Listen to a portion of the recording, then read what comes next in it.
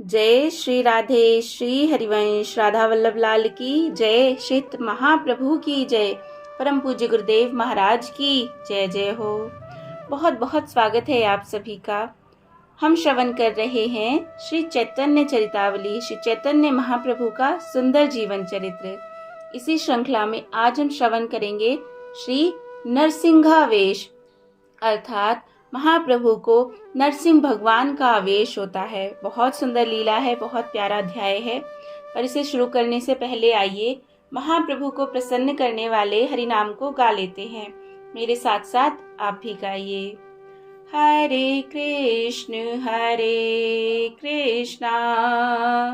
कृष्ण कृष्ण हरे हरे, हरे राम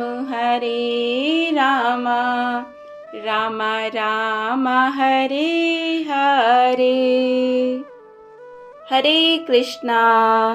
राधे राधे। चलिए शुरू करते हैं अध्याय को।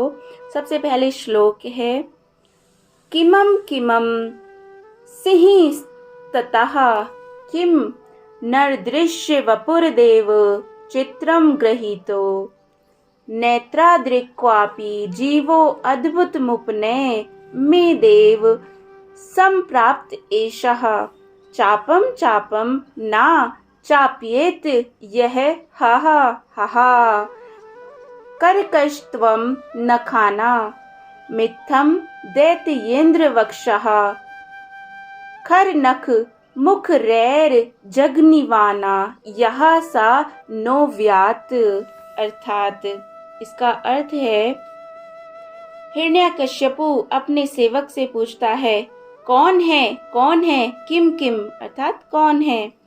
सेवक कहता है प्रभो सिंह है। तब पूछता है तब क्या हुआ, सिंह है तो होने दो।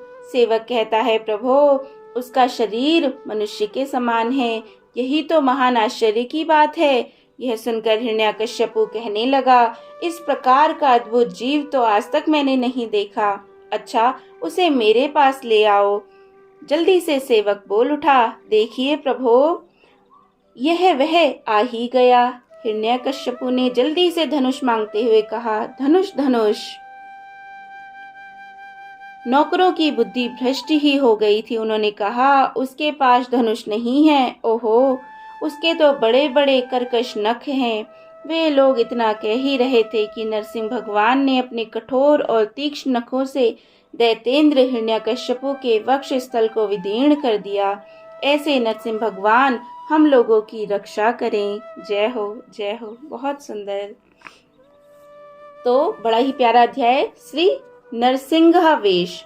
श्रीवास पंडित नरसिंह भगवान के उपासक थे। अरे वाह, जय हो। वे अपने पूजा गृह में बैठे हुए भक्ति भाव से नरसिंह भगवान का विधिवत पूजन कर रहे थे। इतने में ही उन्हें अपने घर के किवाड़ों पर जोर से खटखट की आवाज सुनाई पड़ी, मानो कोई जोरों के साथ किवाड़ों को खड़खड़ा रहा हो। श्रीवास का ध्यान भंग हुआ। वे डर से गए कि किवाड़ों को इतने जोर से कौन खटखटा रहा है। उन्होंने पूछा कौन है।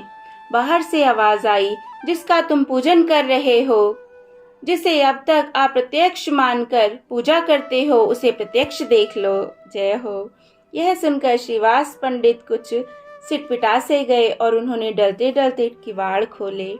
इतने में ही श्रीवास क्या देखते हैं कि अद्भुत रूप लावण्य से युक्त शचीनंदन श्री विशंभर निर्भय भाव से पूजा गृह में चले जा रहे हैं।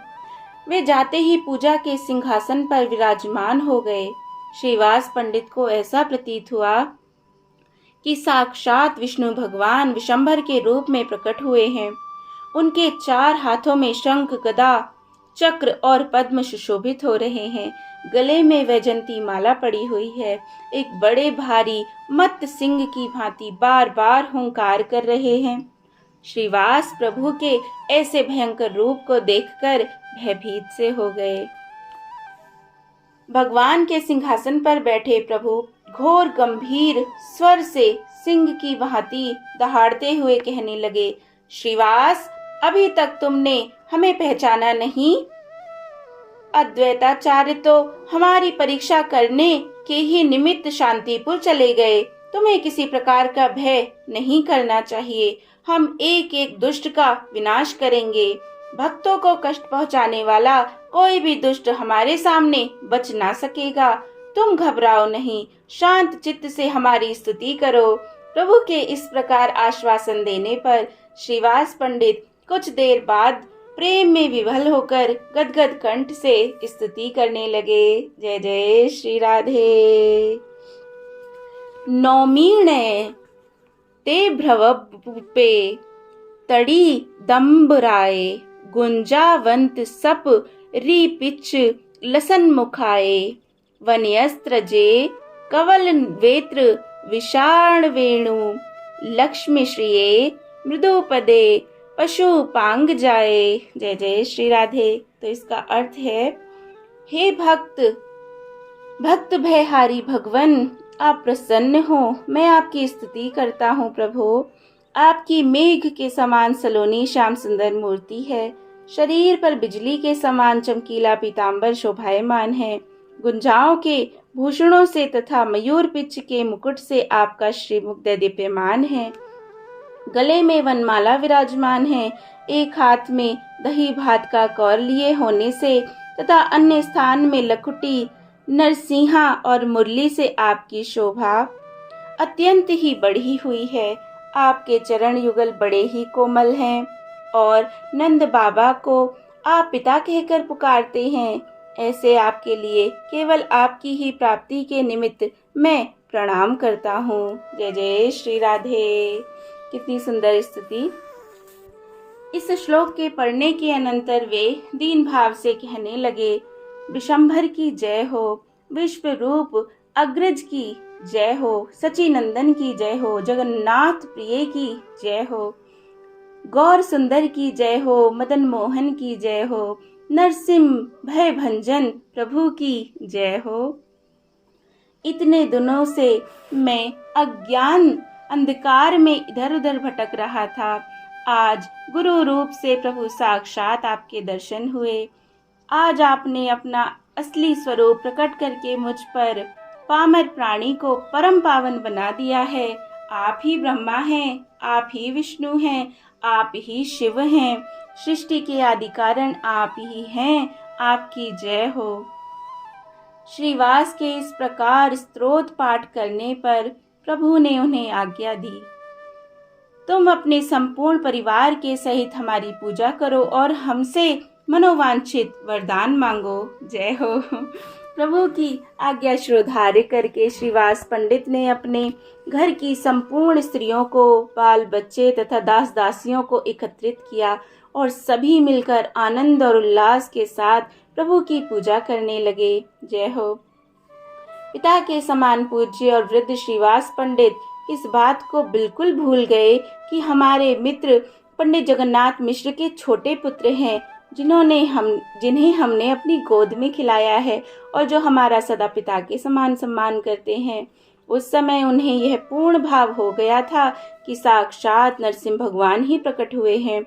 इसीलिए विष्णु पूजा के निमित्त जितनी सामग्री एकत्रित की गई थी वह सब की सब प्रभु की पूजा में लगा दी। जय हो। श्रीवास के घर की स्त्रियां अपने अपने हाथों से प्रभु के गले में मालाएं पहनाई, उनके मस्तक के ऊपर पुष्प चढ़ाए और उन्हें साष्टांग प्रणाम किया। प्रभु ने भी उनके मस्तकों पर अपना चरण रखकर उन्हें आशीर्वाद दिया। जय हो। तुम सबकी हम में भक्ति हो। इस प्रकार सभी ने मिलकर भक्ति भाव के साथ प्रभु का पूजन किया। जय हो। इसके अनंतर जोरों से हुंकार करते हुए प्रभु ने गंभीर स्वर में कहा, श्रीवास, तुम चिंता मत करो। तुम अनन्य भाव से हमारा ही तो स्मरण कीर्तन करते हो, फिर डर की क्या बात। प्रभु कहते हैं, बादशाह की क्या ताकत है जो हमारे विरुद्ध कुछ कर सकेगा। यदि वैष्णवों को पकड़ने के लिए नाव आवेगी तो सबसे पहले नाव में हम ही चढ़ेंगे और जाकर बादशाह से कहेंगे कि तुमने कीर्तन रोकने की आज्ञा दी है। यदि काजियों के कहने से तुमने ऐसा किया है तो उन्हें यहाँ बुलाओ और वे अपने शास्त्र के विश्वास के अनुसार प्रार्थना करके सभी से अल्लाह या खुदा कहलवावें। नहीं तो हम सभी हिंदू यवन पशु पक्षी आदि जीवों से कृष्ण कृष्ण कहलाते हैं। इस प्रकार सभी जीवों के मुख से श्री कृष्ण कीर्तन कराकर हम संकीर्तन का महत्व प्रकाशित करेंगे और यवनों से भी कृष्ण कहलाएंगे।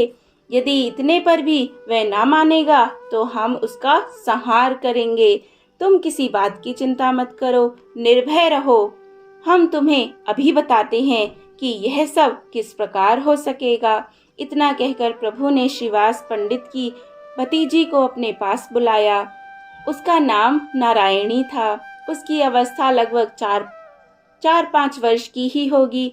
प्रभु ने उसे अपने पास बुलाकर कहा, बेटी नारायणी, तुम श्री कृष्ण प्रेम में उन्मत्त होकर रुदन तो करो।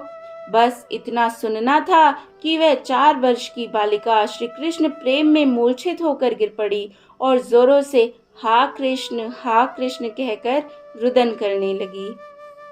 उसके इस प्रकार रुदन को सुनकर सभी स्त्री पुरुष आश्चर्य सागर में गोते खाने लगे। सभी की आंखों से अश्रु बहने लगे। हंसते हंसते प्रभु ने कहा, इसी प्रकार हम सबसे कृष्ण कीर्तन कराएंगे। इस प्रकार श्रीवास को आश्वासन देकर प्रभु मूर्छित होकर पृथ्वी पर गिर पड़े और बहुत देर के अनंतर होश में आए। होश में आने पर आश्चर्य के साथ इधर उधर देखने लगे और बोले, पंडित जी, मैं यहाँ कैसे आ गया? मैंने कोई चपलता तो नहीं कर डाली।